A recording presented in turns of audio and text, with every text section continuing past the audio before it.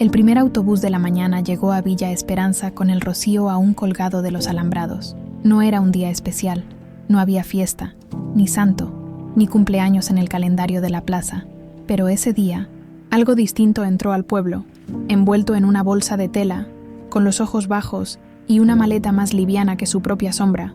Cristina bajó del autobús, como quien se disculpa por existir. A sus 58 años, llevaba el cuerpo doblado no por la edad, sino por la costumbre de hacerse pequeña para no molestar. Su ropa era de esas que ya no se venden en las ciudades: blusa de algodón con botones amarillentos, falda hasta las rodillas, zapatos cómodos que habían caminado más de lo debido. En la mano, una carta doblada 3 veces, atada con un hilo azul. No sabía por qué había venido a Villa Esperanza. Solo sabía que ya no podía quedarse en la ciudad. El trabajo en la fábrica de conservas había cerrado. Su marido se había ido con la de contabilidad, como decía la vecina, con una mezcla de lástima y chisme. Y su hija, ahora estudiando en otra provincia, le escribía cada 2 meses: «Mamá, estás bien allá, ¿verdad?» Bien. Qué palabra tan vacía. Se dirigió al almacén de la esquina, el único lugar que parecía tener vida a esa hora. Detrás del mostrador, Juan Ferreira limpiaba tazas con un trapo desgastado. No levantó la vista, pero dijo, sin mirarla: «Si busca alojamiento, la casa de la esquina, la de las bugambillas secas, está vacía desde que murió doña Lourdes». Cristina no respondió, solo asintió. «Y si busca café, está fresco», añadió João. Esta vez sí, con una mirada breve, firme, como si ya supiera que ella no venía solo por un techo. Se sentó en una silla de madera junto a la ventana. Afuera, un hombre mayor regaba sus hierbas con una lata agujereada. Era seu Anselmo. No hablaba con nadie desde hacía años, decían los vecinos, pero todos sabían que, si alguien necesitaba una pala para cavar o una cuerda para atar, la puerta de Anselmo siempre estaba entreabierta. Cristina abrió la carta. No era para enviar, era la que había escrito la noche antes de irse. La había escrito y reescrito durante semanas. «Querida hija, no sé si esta carta tiene sentido. Tal vez solo necesito decir en voz alta lo que no pude decir en persona. Perdóname por no haber sido más fuerte, por haberte enseñado a callar el dolor como si fuera virtud. Yo también quise gritar, pero callé, para protegerte. Hoy me doy cuenta, tal vez te protegí demasiado del mundo, y no lo suficiente de mí». Se le cayó una lágrima en el papel. La secó rápido, como si alguien pudiera verla. Pero en ese momento, dona Cleia entró al almacén. No con prisa, no con ruido, solo entró, como quien regresa a su lugar en el mundo. «Juan, ¿me das un poco de azúcar?», dijo, con voz suave como pan recién horneado. Al pasar junto a Cristina la miró, no con lástima, con reconocimiento, como si ya hubiera visto esa mirada antes, la de quien ha aguantado tanto que ya no sabe si aguanta por coraje o por costumbre. «Hace frío esta mañana», dijo Cleia, como al pasar, «pero el sol siempre vuelve, aunque a veces uno ya no lo espere». Cristina no respondió, pero guardó esas palabras como quien guarda una semilla en el bolsillo. Más tarde, al instalar sus pocas cosas en la casa de las bugambillas, encontró algo inesperado. En un cajón de la mesita de noche, había una foto vieja, una mujer riendo, con un niño pequeño en brazos, bajo un árbol de jacarandá, en el dorso, una frase escrita a lápiz: «Aquí, antes de que todo se rompiera». No era su foto, pero se sintió vista, esa noche, mientras el viento movía las cortinas como suspiros. Cristina tomó una decisión. No la gritó, no la escribió, solo la pensó, mientras miraba al techo. «Ya no quiero ser invisible». Y en ese mismo instante, en la casa de al lado, seu Anselmo encendió una luz que no había usado en años. Nadie en Villa Esperanza recordaba la última vez que la luz del cuarto trasero de seu Anselmo se había encendido. Era una ventana pequeña, casi escondida entre enredaderas, que daba al huerto de manzanillas y albahaca. 12 inviernos habían pasado desde que su esposa, Elisa, se fue, no con otro, no con palabras duras, sino con un silencio suave, mientras dormía, tras una neumonía que nadie vio venir.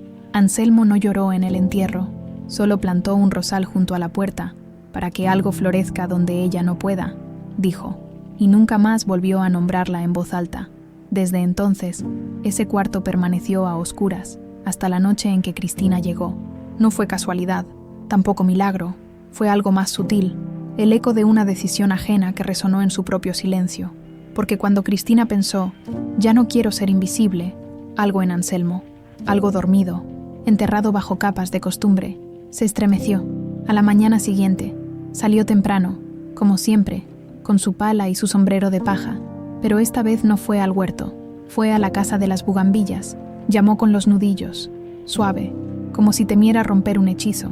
Cristina abrió, sorprendida.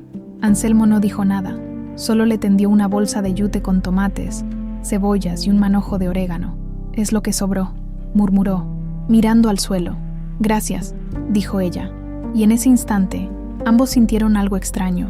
No era gratitud, ni amabilidad, era reconocimiento, como si se hubieran visto antes, en otra vida, cuando ambos sabían pedir ayuda. Anselmo asintió y se fue, pero esa noche volvió a encender la luz. Esta vez, no solo la miró desde afuera, entró. El cuarto olía a madera seca y a tiempo detenido. Sobre la cómoda, una caja de madera con las iniciales EM grabadas. Nunca la había abierto desde el funeral. Ahora, con manos temblorosas, no de edad, sino de miedo, levantó la tapa. Dentro, cartas, docenas, todas escritas por él, y nunca enviadas. Hoy te vi regar las begonias y pensé, cómo me gusta tu forma de inclinarte, como si el mundo mereciera ese respeto. Perdóname por no decirte que me asusté cuando el médico habló de operación. No quise que supieras que soy cobarde. Te amo, siempre, aunque no sepa decírtelo. Nunca las entregó. Creía que las palabras dichas en voz alta eran torpes, que el amor se demostraba con trabajo, con pan en la mesa, con arreglar el techo antes de la lluvia, y tal vez tuvo razón, hasta cierto punto, pero Elisa, en sus últimos días, le preguntó, «¿Por qué ya no me miras a los ojos cuando hablas, Anselmo?» Él no supo responder, y ella se fue sin oír las palabras que él guardaba como tesoros inútiles. Ahora, 12 años después, sostenía esas cartas como si fueran cenizas calientes, y en ese momento oyó un ruido afuera. Era dona Cleia, regando sus hierbas, como siempre, pero esta vez se detuvo frente a su reja. «Anselmo», dijo sin alzar la voz, «a veces lo que no se dice se convierte en piedra en el pecho». Él no respondió, pero no cerró la ventana. Al día siguiente, João Ferreira lo encontró sentado en el banco de la plaza, con una de las cartas en el regazo. «¿Escribías poesía?», preguntó João, sentándose a su lado sin pedir permiso. «Escribía lo que no supe decir», corrigió Anselmo. João asintió. No juzgó, no dio consejos, solo dijo, «Hay palabras que no se pierden, se guardan, hasta que alguien las necesita oír». Esa tarde, Anselmo caminó hasta la casa de Cristina. No llamó, solo dejó un sobre en la puerta, con una sola frase dentro. «No es tarde para empezar a decir lo que sientes». Cristina lo leyó y lloró, no por la frase, sino porque alguien, por primera vez en años, había visto su silencio y le había respondido, pero el verdadero giro llegó esa noche. Mientras Anselmo intentaba dormir, escuchó un sonido suave en el jardín. Se asomó, era Cristina, cavando junto al rosal. «Quise plantar algo», dijo sin mirarlo, «algo que crezca, aunque yo no crea en nada todavía». Anselmo bajó las escaleras, sin decir nada, tomó la pala y siguió cavando a su lado. Ni una palabra más se dijo, pero por primera vez en 12 años, Anselmo no se sintió solo, y Cristina, por primera vez en mucho tiempo, no se sintió inútil. La luz del cuarto trasero permaneció encendida toda la noche, y en el cajón de la mesa de noche de Cristina ahora había 2 fotos, la de la mujer desconocida y una nueva, tomada esa tarde con el teléfono de João. Ella y Anselmo, de espaldas, cavando juntos bajo el sol de la tarde. Aquel banco de madera bajo la acacia de la plaza había sido, durante años, el reino de la soledad. Seu Anselmo se sentaba allí al atardecer, mirando el camino polvoriento sin ver a nadie. Cristina, desde su llegada, lo evitaba, no por rencor, sino por respeto al silencio ajeno y al suyo propio. Pero el día después de cavar juntos, todo cambió. Cristina caminó hacia la plaza con una taza de té en la mano, hecha con las hojas de manzanilla que Anselmo le había dado, y se sentó a su lado. No habló, solo estuvo allí, y en ese gesto mínimo nació algo nuevo en Villa Esperanza. La compañía, sin palabras, fue dona Cleia quien lo notó primero. Desde su ventana, mientras cosía un botón suelto, vio como Anselmo, por primera vez en 12 años, corrió un poco su cuerpo para darle espacio a otra persona en el banco. «Ya empezó», murmuró, y guardó la aguja en el delantal como si hubiera presenciado un milagro. Pero ese mismo día, algo inesperado sacudió al pueblo. Una carta llegó a la oficina de correos, dirigida a João Ferreira. No era común. João no tenía familia, no recibía cartas, y mucho menos de alguien firmado como Ricardo, tu hermano. João leyó la carta de pie, junto al mostrador del almacén, con las manos tiesas. La volvió a leer. Luego la dobló con cuidado excesivo, como si temiera romper algo más que papel. Sé que no hablamos desde la pelea por la tierra. Tienes razón, fui injusto. Mamá murió el mes pasado. Antes de irse, pidió que te buscara. Dijo, dile que lo perdono por callar tanto. Yo también te pido perdón, hermano. Si alguna vez quieres verme, estoy en la misma casa, con la puerta abierta. João no dijo nada, pero al cerrar el almacén esa noche, caminó hasta el campo trasero y se quedó allí, mirando las estrellas, con la carta pegada al pecho. Al día siguiente, no abrió el almacén. Cristina fue a buscar pan y encontró la puerta cerrada con un letrero. Vuelvo más tarde. Extrañada, fue a ver a dona Cleia. ¿Le pasó algo a João?, preguntó Cleia, removiendo una olla de sopa. Respondió sin mirarla. A veces, lo que vuelve del pasado no trae ruido, pero sacude hasta los cimientos. Más tarde, vieron a João caminando hacia el sur del pueblo, con una mochila al hombro y la carta en el bolsillo. Iba a tomar el autobús de la tarde. ¿Se va?, preguntó Anselmo, apareciendo de repente junto a Cristina. No, dijo Cleia desde su puerta. Va a enfrentar lo que dejó atrás. Eso no es irse, es volver a sí mismo.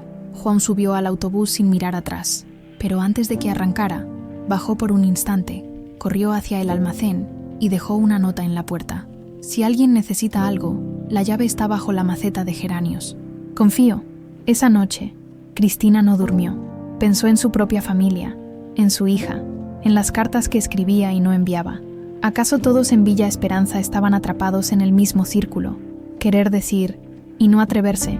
Al amanecer, fue a ver a Anselmo. Tú también tienes algo que deberías decir. Aunque ya no esté quien lo escuche, Anselmo la miró largo rato. Luego asintió. Hoy, dijo, voy a escribirle a Elisa, no para mandarla, pero para decírselo, aunque sea al viento. Y así, mientras João viajaba hacia su hermano, Anselmo escribía bajo el rosal, y Cristina, por primera vez en años, marcó el número de su hija. La llamada fue corta. Solo dijo, hola, hija. Solo quería oír tu voz. Y al colgar, lloró, no de tristeza, de alivio, porque su voz, al fin, había salido. Más tarde, dona Cleia salió a regar sus hierbas, pero esta vez dejó la manguera caer y se sentó en la vereda, mirando al cielo. Nadie le preguntó por qué, pero todos supieron. Cleia también tenía una herida no nombrada, y tal vez el viaje de João, la carta de Anselmo y la llamada de Cristina habían abierto una puerta en su propio silencio. Esa noche, en su cuaderno de cuentas, donde anotaba gastos y recetas, escribió una sola línea. Hoy, también yo tengo ganas de hablar con mamá. El banco de la plaza ya no estaba vacío, pero el verdadero cambio no era quién se sentaba allí, sino quién. Por fin, se atrevía a decir su verdad. João no volvió en 3 días. En Villa Esperanza, el tiempo se contaba en cafés fríos, en plantas regadas y en miradas que se cruzaban sin prisa, pero su ausencia pesaba. El almacén seguía cerrado, aunque los vecinos respetaban su confianza. Tomaban lo que necesitaban, dejaban monedas en la lata de galletas y anotaban en la pizarra lo que debían. Cristina pasaba cada mañana a revisar, no por desconfianza, sino por costumbre de cuidar. Anselmo, por su parte, se sentaba en el banco con una hoja en blanco, escribiendo y borrando, como si las palabras tuvieran peso, y no supiera cuántas podía cargar. Fue dona Cleia quien rompió el silencio de su propia historia. Una tarde, mientras le daba a Cristina una bolsita de té de anís, «Para el nervio, hija», dijo de pronto, «Mi hermana murió a los 32. Yo tenía 27. Nos peleamos el día antes, por una tontería. ¿Quién cuidaría a mamá? Yo dije que ella siempre se iba, que no era de fiar. Al día siguiente, un camión la atropelló en la curva del río. Cristina se quedó quieta, la taza a medio camino de los labios. Nunca le pedí perdón», continuó Cleia, con voz tan suave como el humo. «Y desde entonces, juré que no volvería a dejar que el orgullo me robase una despedida. Por eso escucho tanto, porque aprendí que las palabras no esperan. Esa noche, Cristina volvió a escribir una carta, pero esta vez no la dobló, la metió en un sobre, escribió la dirección de su hija y la dejó sobre la mesa. «Mañana la envío», se dijo, y por primera vez lo creyó. Al cuarto día, el autobús regresó. Juan bajó con la misma mochila, pero los hombros más bajos, como si hubiera soltado algo. No sonreía, pero tampoco arrastraba la mirada. En su mano, una foto, 2 hombres mayores, sentados en un porche, con 2 tazas humeando frente a ellos. «¿Todo bien?», preguntó Anselmo acercándose. «No», dijo Juan, «pero ya no está roto». Resulta que su hermano sí había vendido su tierra sin avisar, sí había mentido, pero también había guardado, todos esos años, una carta que su madre escribió antes de morir. Juan nunca habló de su dolor, pero lo vi en cómo arreglaba las cosas de los demás. «Cuídalo, es más frágil de lo que aparenta». «Hablamos hasta el amanecer», dijo Juan. «No perdonamos todo, pero nos perdonamos por haber callado tanto». Al día siguiente, reabrió el almacén, pero algo había cambiado. Ahora, en una esquina, había una mesa pequeña con 2 sillas y una tetera siempre caliente, para quien necesite hablar, dijo sin más. Esa misma semana, una tormenta sorprendió al pueblo, lluvia fuerte, viento que sacudió tejas y arrancó ramas. En medio de la noche, Cristina oyó un ruido en el jardín. Corrió. El rosal de Anselmo se había caído. Corrió a su casa, golpeó la puerta. Anselmo abrió, despierto, con la luz encendida. «El rosal», dijo ella sin aliento. «Vamos», respondió, bajo la lluvia. Los 2 intentaron levantarlo. Fue inútil. Las raíces estaban rotas. Cristina, empapada, se sentó en el barro y lloró. «Se perdió», dijo. «Todo lo que empezamos a plantar se perdió». Anselmo la miró. Luego, en silencio, fue a su cobertizo y regresó con una pala. Empezó a cavar junto a las raíces caídas. «No se perdió», dijo. «Se va a convertir en tierra para lo nuevo». Y entonces, con las manos llenas de barro, le entregó algo, una semilla envuelta en un pañuelo. «Es de un árbol de jacarandá. Elisa lo amaba. Nunca lo planté, por miedo a verlo crecer sin ella. Hoy, quiero que lo plantemos juntos». Cristina tomó la semilla, y en ese gesto, entendió, a veces, lo que crece no nace de lo que está entero, sino de lo que se rompió. Al día siguiente, dona Cleia encontró una carta en su buzón. Sin remitente, solo decía: «Gracias por enseñarme que hablar no es debilidad, Cristina». Y en la plaza, el banco bajo la acacia, ya tenía 3 nombres: Anselmo, Cristina y ahora también Juan, que se sentaba allí cada tarde, no a observar, sino a esperar, a quien necesitara una silla, una palabra o solo compañía. Pero en la casa de Cleia, esa noche, algo nuevo ocurrió.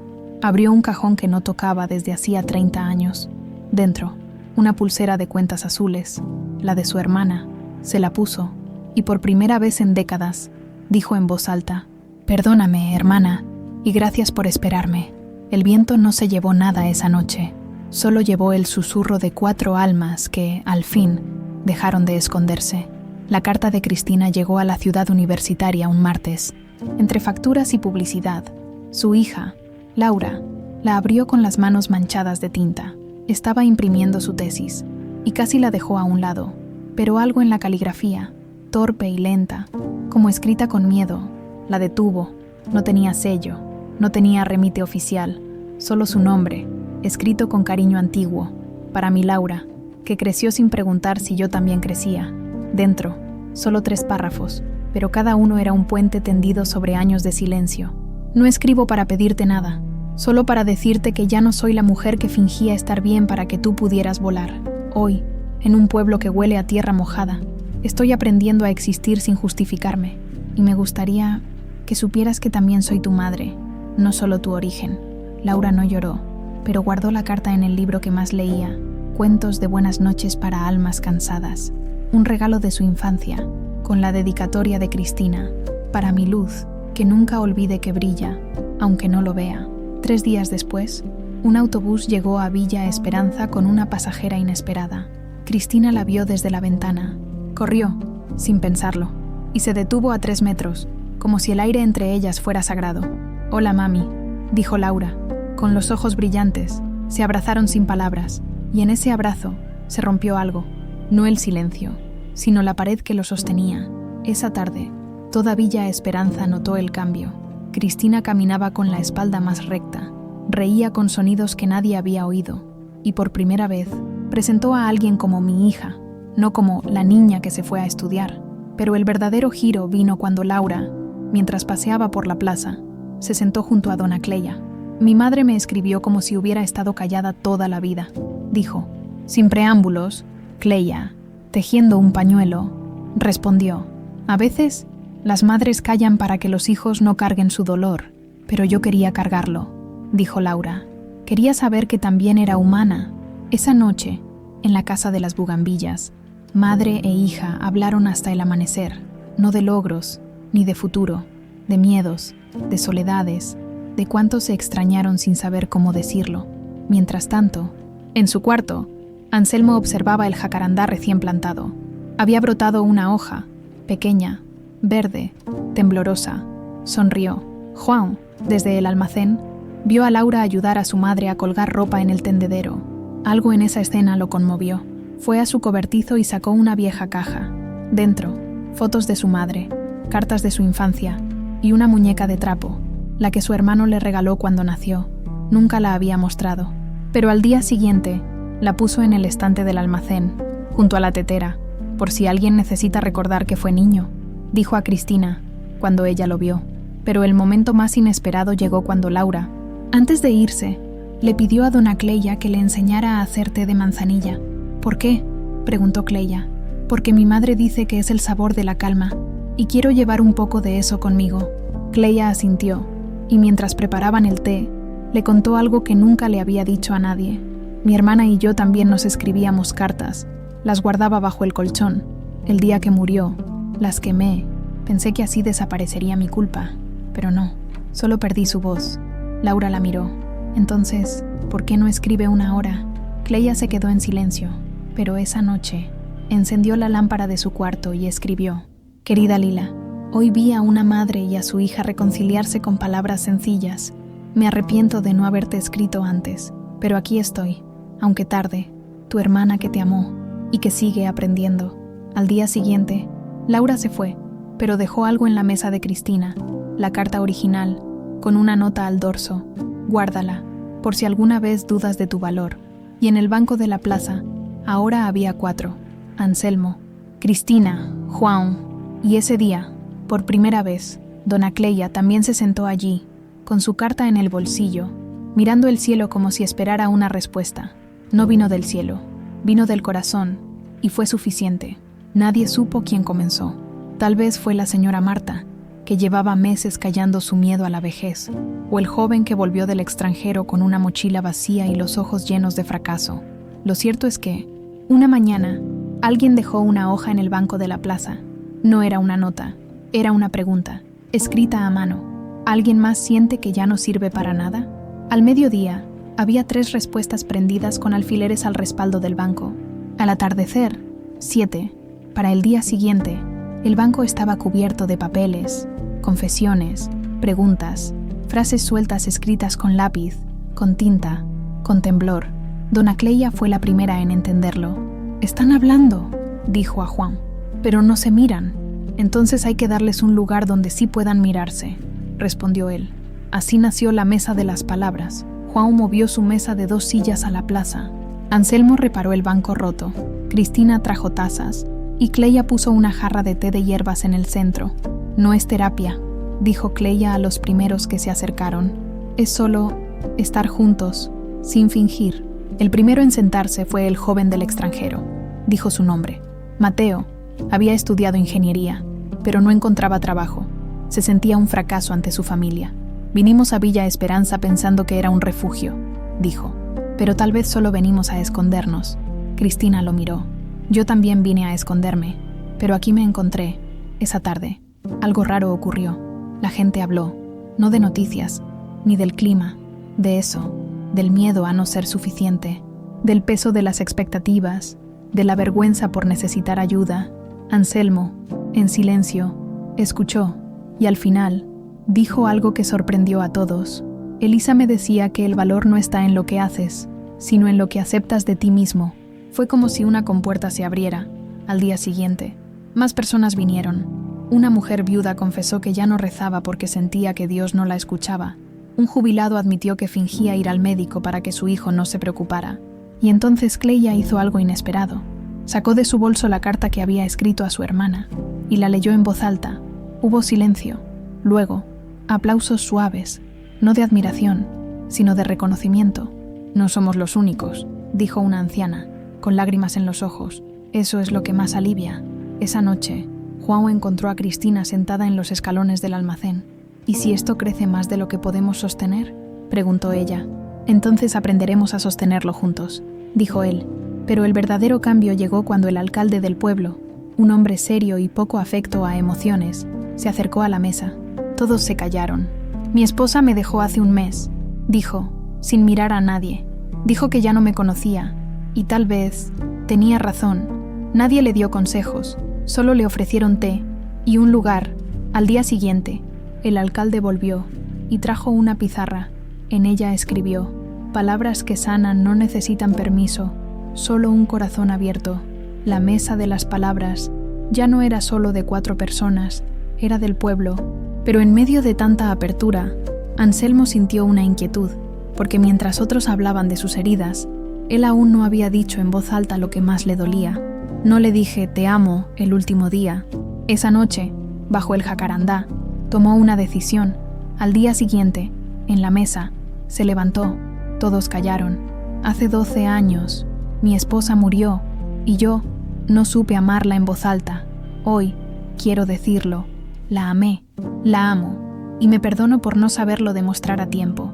Nadie aplaudió, pero muchas manos se tendieron, y muchas voces susurraron: «Gracias», porque en ese momento, todos entendieron. No se trata de arreglar el pasado, sino de dejar de castigarse por él. Y en la casa de Cleia, esa noche, la pulsera de cuentas azules ya no estaba guardada. La llevaba puesta, como un puente, como una promesa.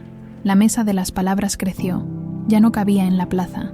Las confesiones se colocaban ahora en una caja de madera bajo el jacarandá, el árbol que Anselmo y Cristina habían plantado con las manos temblando, y que ahora daba sombra a quien la necesitaba. Pero con la apertura vino también el miedo. Una mañana, encontraron la caja abierta, las cartas esparcidas, algunas rotas. Nadie se atrevió a decirlo, pero todos pensaron lo mismo. «¿Quién no quiere que hablemos?». Fue Juan quien lo descubrió, no por rastro, ni por testigos, por un detalle pequeño. Entre los papeles había una servilleta del almacén, con el número de una deuda tachado, y debajo, una palabra escrita con lápiz: «Perdón». Esa noche, en la oscuridad, apareció la silueta del alcalde. «No fui yo», dijo, al ver a Juan, «pero sé quién fue». Y lo llevó a la casa más apartada del pueblo, la del viejo Héctor, un hombre que nunca hablaba, que vivía solo desde que su hijo se fue, y nunca regresó. «Él rompió las cartas», dijo el alcalde. «Dice que revolver el dolor no sana, solo ensucia». Juan fue a verlo, no con enojo, con curiosidad. Héctor lo recibió en el umbral, con los ojos rojos. «Mi hijo me escribió una carta hace 10 años», dijo sin que Juan preguntara. Decía: «No te culpo, papá, solo quería que supieras que te extraño». Nunca le respondí. Pensé que el silencio era fuerza. Hoy, ya no hay tiempo para responder. Juan no dijo nada, solo le entregó una hoja en blanco y un lápiz. «Escribe ahora», dijo. «Aunque no la envíes». Héctor lloró y escribió al día siguiente. Esa carta fue la primera en la caja nueva, una caja más fuerte, hecha por Anselmo, con una cerradura que solo se abría con la llave de la confianza. Cualquiera podía depositar, pero solo el destinatario, si se nombraba, podría leerla. Pero el verdadero giro vino de dona Cleia. Una tarde, mientras servía té, una mujer mayor se le acercó, temblando. Yo fui quien rompió las cartas», confesó, «porque leí una que decía: me siento invisible, y pensé, si yo, que tengo nietos, casa y comida, me siento invisible, ¿qué será de los demás?». Me dio miedo. Cleia la tomó de la mano. «El miedo no es enemigo», dijo. «Es señal de que algo dentro de ti quiere cambiar». Esa noche, en la mesa, todos estuvieron, incluso Héctor, incluso la mujer que había roto las cartas. Y entonces, Cristina hizo algo inesperado. Sacó su primera carta, la que escribió en la ciudad, la que nunca envió, y la leyó en voz alta. Hubo llanto, pero también alivio, porque todos entendieron. El silencio no nos protege, nos aísla, y la verdadera paz no nace de callar, sino de decir y ser escuchado. Esa noche, Anselmo fue al cementerio por primera vez en 12 años. No llevó flores, llevó una grabación, con su voz, leyendo todas las cartas que escribió a Elisa. «Ya no las guardo», dijo, dejando el papel sobre la tumba. «Las suelto para que el viento las lleve y para que yo pueda caminar más ligero». Al regresar, encontró a Juan y Cristina sentados bajo el jacarandá. «¿Y ahora?», preguntó Juan. «Ahora», dijo Anselmo, «vivimos lo que aprendimos». Y en la casa de Cleia, esa noche, por primera vez en años, dejó la puerta abierta, no porque esperara visitas, sino porque ya no necesitaba esconder su propia herida. El silencio ya no pesaba, había sido transformado. En escucha, no hubo fiesta, no hubo discurso, solo una mañana de otoño, con el jacarandá ya alto, las hojas doradas cayendo suaves sobre la plaza. La mesa de las palabras ya no existía como objeto, pero sí como presencia, porque ahora, en Villa Esperanza, la gente se saludaba con una pregunta nueva. «¿Cómo estás? ¿De verdad?» Y a veces, la respuesta no era bien, y estaba bien. Cristina ya no vivía en la casa de las bugambillas, se había mudado a una más pequeña, junto al huerto de Anselmo, no como pareja, como compañía elegida, juntos, pero libres. Ella había empezado a dar clases de escritura a los niños del pueblo, no de gramática, sino de cómo decir lo que duele sin asustar. «Las palabras no tienen que ser perfectas», les decía, «solo honestas». Anselmo, por su parte, había abierto el cuarto trasero de su casa. Lo convirtió en un rincón de lectura. Allí, los vecinos dejaban libros con notas al margen, frases que los habían salvado, preguntas sin respuesta, agradecimientos callados. Juan no solo reabrió su almacén, lo transformó. Ahora, en la pared, había un mapa. Cada alfiler marcaba un lugar del país y una historia. «Son las personas que pasaron por aquí y dejaron algo de sí», explicaba a los curiosos. «Villa Esperanza no es un destino, es un puente». Pero el verdadero milagro silencioso fue dona Cleia. Una mañana, dejó una caja en la iglesia, no para rezar, sino como gesto. Dentro, cientos de cartas anónimas que la gente había dejado en la caja del jacarandá, junto con su propia carta a su hermana. «Que quien las lea se sienta menos solo», dijo al párroco, que asintió sin preguntar más. Ese mismo día, llegó una carta para Cleia, sin remitente. Solo decía: «Gracias por enseñarme que nunca es tarde para pedir perdón. Tu hermana, en cada amanecer». Nadie supo quién la escribió. Tal vez fue una vecina, tal vez solo el viento. Pero Cleia la guardó junto a la pulsera de cuentas azules, y por primera vez sonrió al recordar a Lila sin lágrimas. Esa tarde, los 4 se reunieron bajo el jacarandá. No por costumbre, por necesidad. «¿Y ahora?», preguntó Juan. «Ahora seguimos», dijo Cristina. «No como salvadores, como testigos, porque habían aprendido que la espiritualidad no está en los milagros, sino en los gestos, en regar una planta aunque no vayas a verla florecer, en decir, hoy no pude, sin sentirte débil, en perdonarte por haber amado mal, y seguir amando». Esa noche, mientras el pueblo dormía, Anselmo salió al huerto, no a trabajar, a mirar las estrellas. Cristina lo siguió. «¿Piensas en ella?», preguntó. «Sí», dijo, pero ya no con culpa, con gratitud. Juan y Cleia los vieron desde la distancia. «¿Crees que esto termina aquí?», preguntó Juan. «Nunca termina», respondió Cleia. «Solo cambia de manos».